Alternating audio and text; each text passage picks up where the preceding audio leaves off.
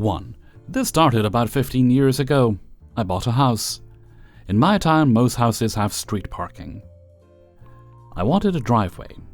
No more fighting snowplows, packing snow against your car. No more not being able to park near your house, etc. When I got the keys to my house, there was a car in the driveway. I asked my new older neighbor if he knew who it belonged to. He said, "Yeah, me." He said the previous owners let him park it there while they were renovating it, because he needed a space and they wanted people to think someone lived there. Worked for both of them. I told him, "Cool, but I'm going to need the space. Could he please move it?"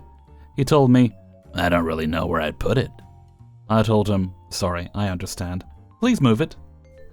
We kept going over to the house, taking measurements, etc., taking a few things each time, carrying them up the driveway around his car. I'd keep asking him. He kept saying he would work on it. Finally, 2 weeks later and many requests later, I knocked on his door. I told him tomorrow is actual move-in day. I've got professional movers and a truck coming and the driveway would need to be clear. He said, "Sorry about your luck. I have permission to park there." I told him it really was weighing heavy on me having to argue with my new neighbor, but I owned that property now, and if the car wasn't gone in the morning by 8, I was having it towed. He cursed at me and told me it was tough, and then slammed the door. It was gone the next morning. He stood outside, and when I pulled in, he screamed at me, "You'll rue the day you screwed with me." Well, okie dokie. For the next 15 years, he made me miserable. He pointed spotlights at my back porch every time we sat out there. He even halfway painted his house. Not half the sides, but like patches on half of each side. I'm not kidding you. And he said to me, "So, how do you like this paint job? You'll be looking at this until you die. See what this does to your resale value." And laughed like a hyena. 8 years later, it's still not painted. He'd play the god-awfulest music at 6 a.m. on Saturdays and point the speakers at my house. He would fire up chainsaws at 6 a.m. on Sunday mornings, cutting pieces of wood for no reason. It was non-stop. He did off-the-wall stuff that would take days to tell you about. I tried talking to them. I tried calling the police. I tried everything. He killed himself a couple of months ago. I feel bad about it. I spoke to his wife, told her I was sorry for her loss.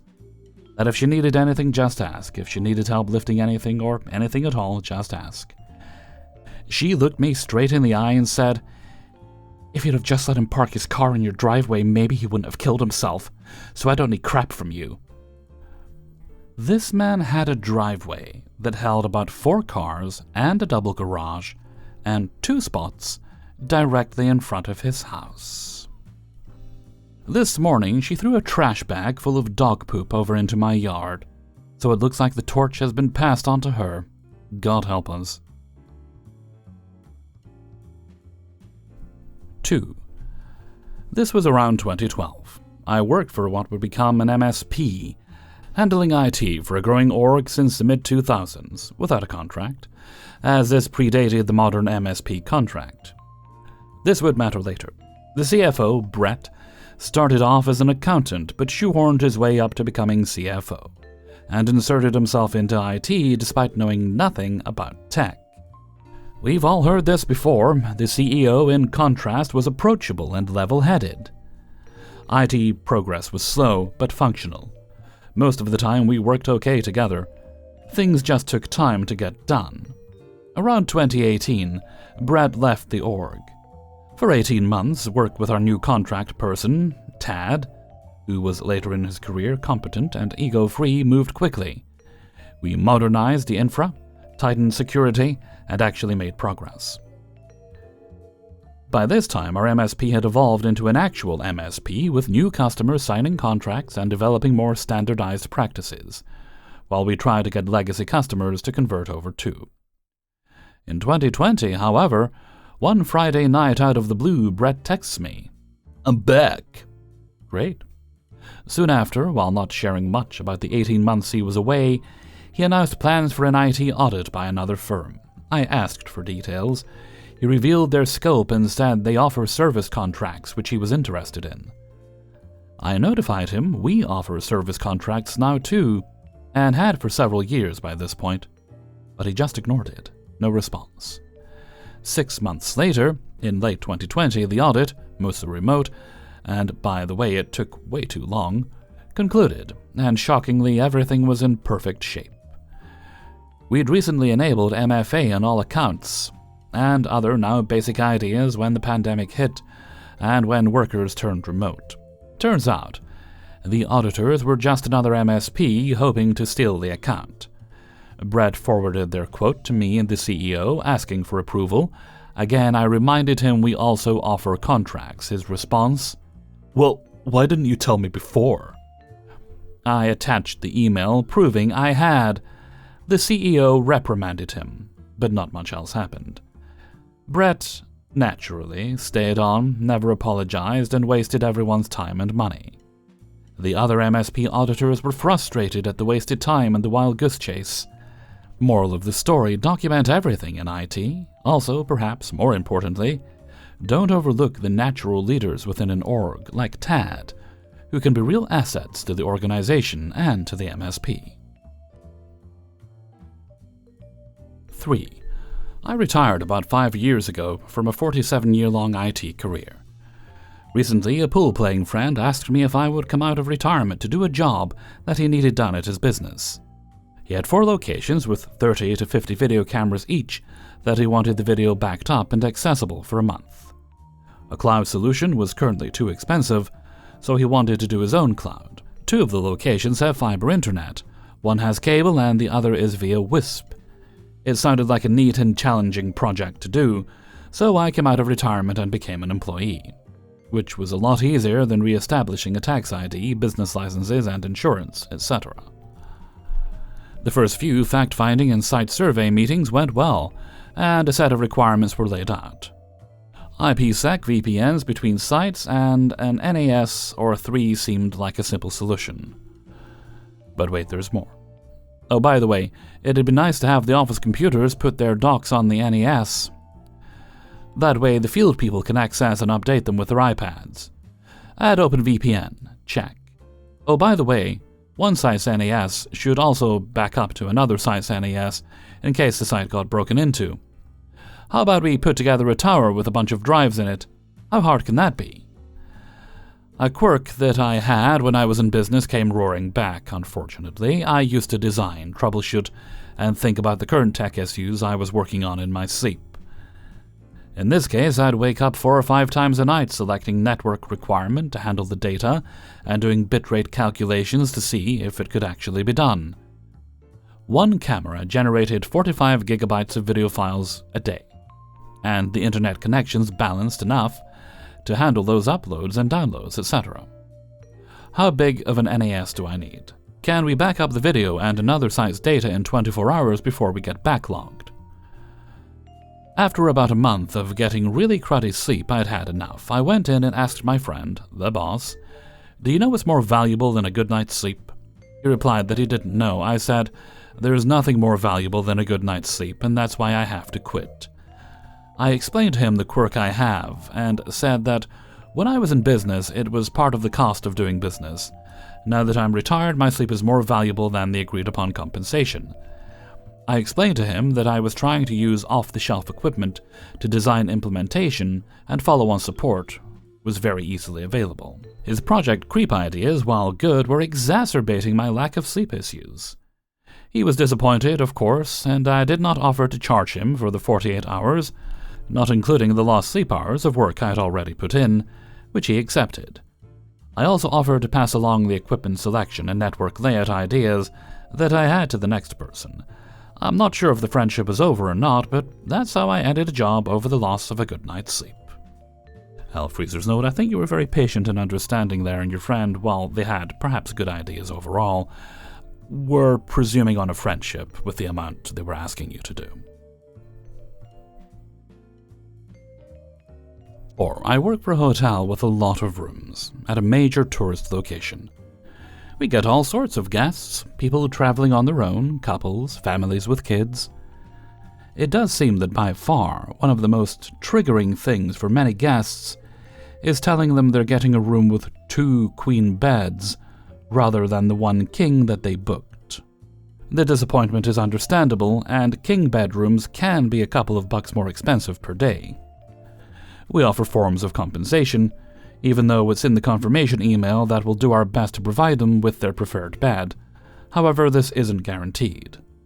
But almost every single time I come in for my late shift, it happens that there are no one-king bedrooms left. Or there will be very few.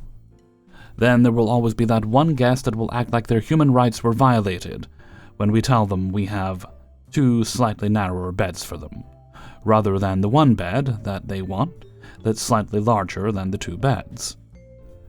I've had to tell solo travelers that they could just not use the extra bed, an aha moment for some of them.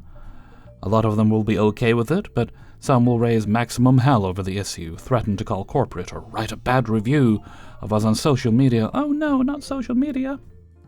Or cancel their reservation. Many of these guests will argue that their partner is tall, so they need the king bed. But our king beds aren't any longer than our 2 queen beds, and we don't have California kings, which are supposedly 4 inches longer than regular kings. The other night, I had a couple walk up to check in. The lady was upset from the beginning, saying they'd had to wait a while to check in. Now, if they had a certain tier with our membership program, they could have checked in through our priority line. They didn't, and they didn't have certain needs that needed to be accommodated, so they did have to check in through the regular line. I proceeded to offer a better room than the one they'd booked, except the room would still have 2 queens. "I don't believe you!" the lady yelled. At this point, I figured it best to get my manager. I stood there off to the side, and this lady continued to yell the same thing and a bunch of other stuff to her, and would not stop complaining. In the end, we had to get someone higher up to help. The lady's partner looked stressed and was quiet the whole time, and appeared helpless and/or embarrassed.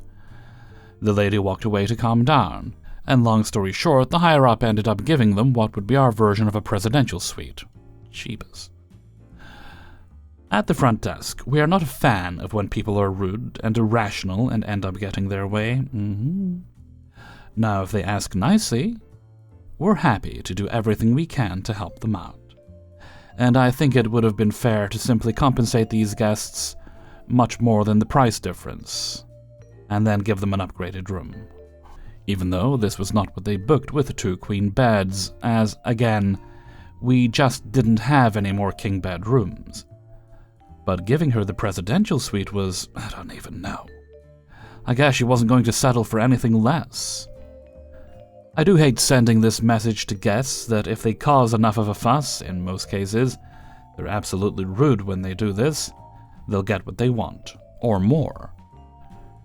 This is difficult for us to deal with as front desk agents, and I'm not sure if rewarding bad behavior is what management is required to do, but it seems that way.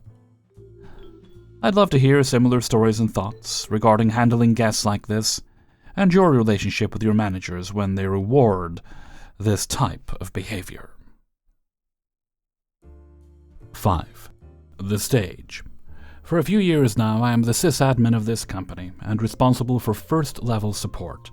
I've also written the IT manual, the FAQ pages, the tutorials, and the reoccurring reminders for IT security, data security, and all the other stuff my users love to ignore. One of the most important parts of our government-mandated data security and compliance policies is that we are to physically destroy storage devices of any kind that we decommission. We back up our file servers daily and do not back up anything stored on the workstations. I tell this to my users regularly. I tell this to the user in person every time we issue new devices. I wrote a guide on how to not store data on local storage and on how to use our file savers to store work-related files. In easy language, with pictures. I literally point the users to guides prior to setting up their new toys. I'm sure you know where this is heading, right?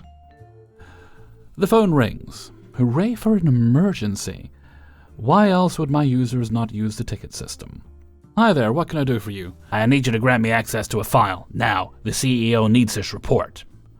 I am terribly sorry. No, I am not. You know better. But I cannot just give you access to something via phone. Compliance policies and laws prohibit this. We need to document this properly, and we need a superior to greenlight you access. This is ridiculous.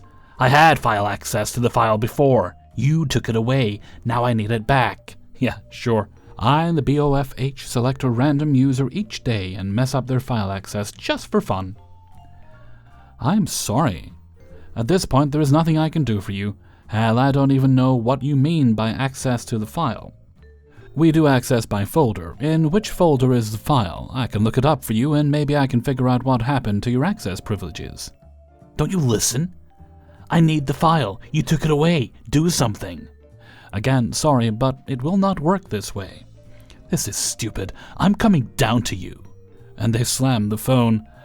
A mere 15 minutes later, we are just one flight of stairs apart. She stands huffing and puffing in my door, shoving a binder with A4 colored printed screenshots in my face. See, I had access. I need it now. I take a brief look at the 300-plus pages of wasted toner.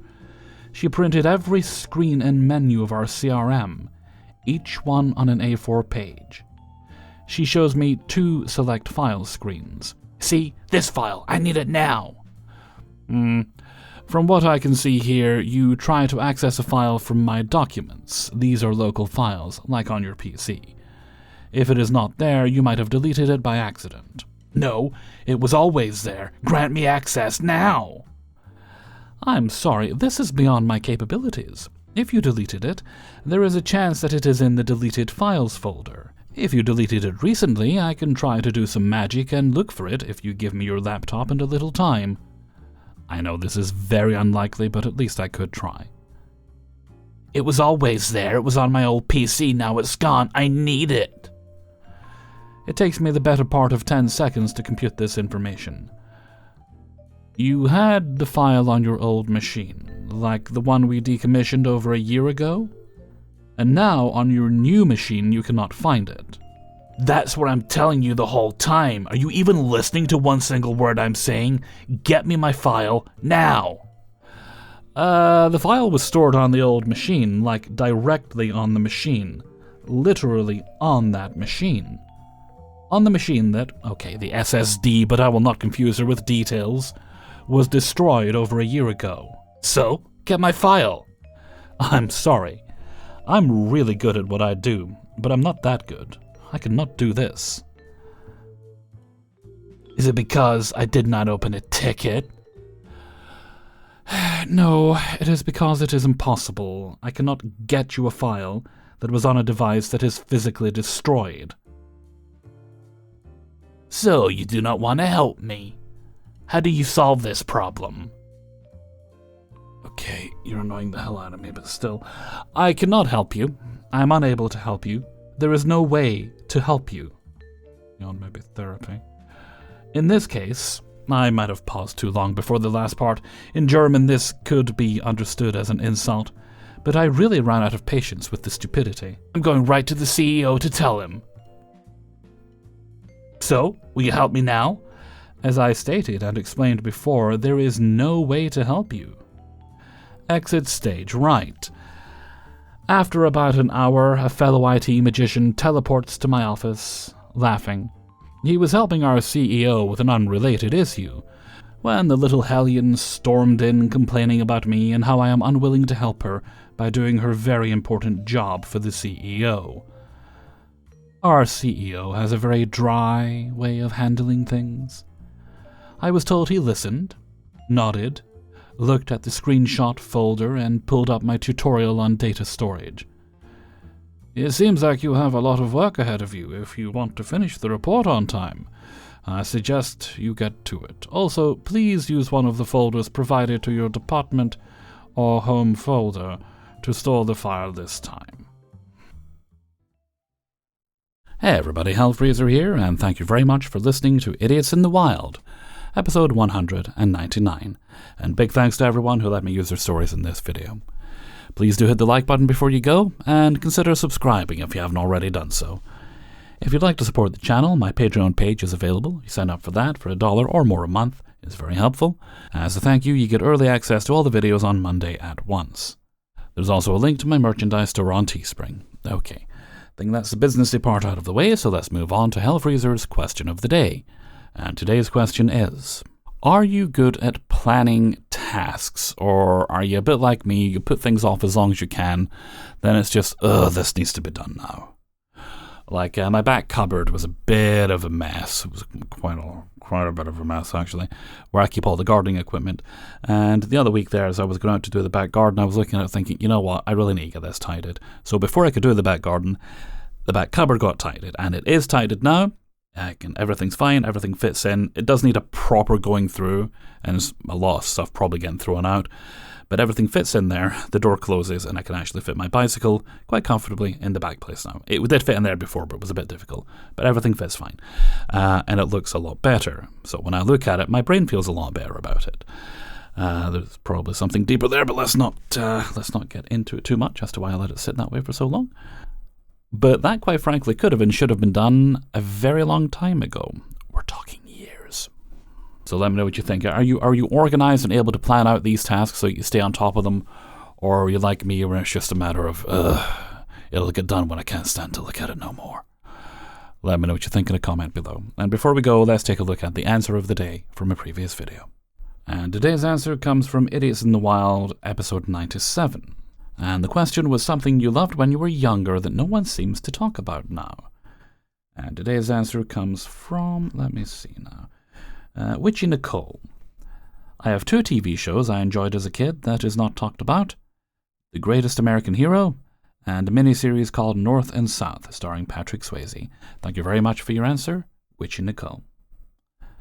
And with that, I'm going to head off for now. So until next time, thank you very much for listening, and take very good care of yourselves.